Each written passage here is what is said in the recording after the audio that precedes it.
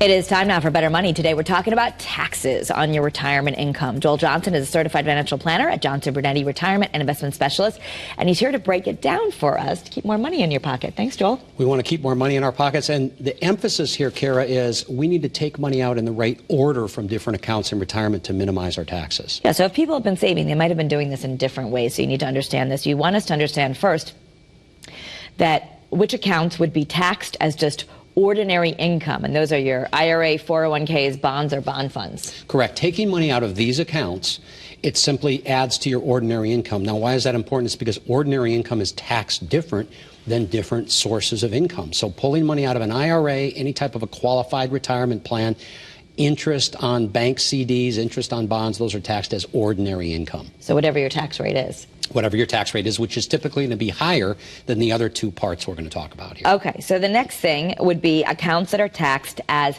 dividend income. Yeah, so these are taxed at a lower rate. These would be stocks that pay dividends, mutual funds that pay dividends.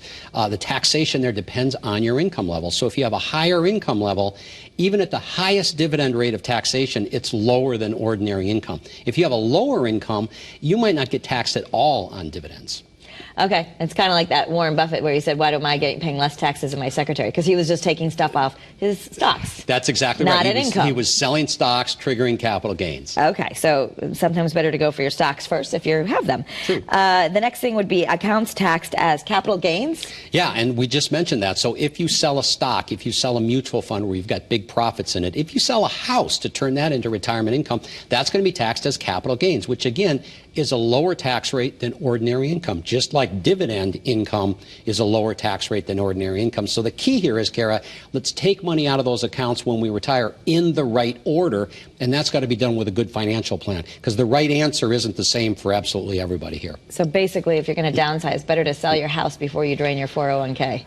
Probably, yes. Okay. I would say that 401k is money that you want to grow as long as possible. As long as possible. Okay.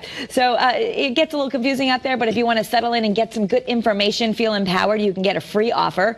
You can get this by going to bettermoneytv.com. It's take charge of your taxes, knowledge you need for proactive planning. You can also ask Joel and his team questions, and they will answer them. Yeah, it's a great resource. We want everybody to get this resource, and obviously we love answering those questions. All right. Thank you so much, Joel. Thanks, Kara. That's Better Money.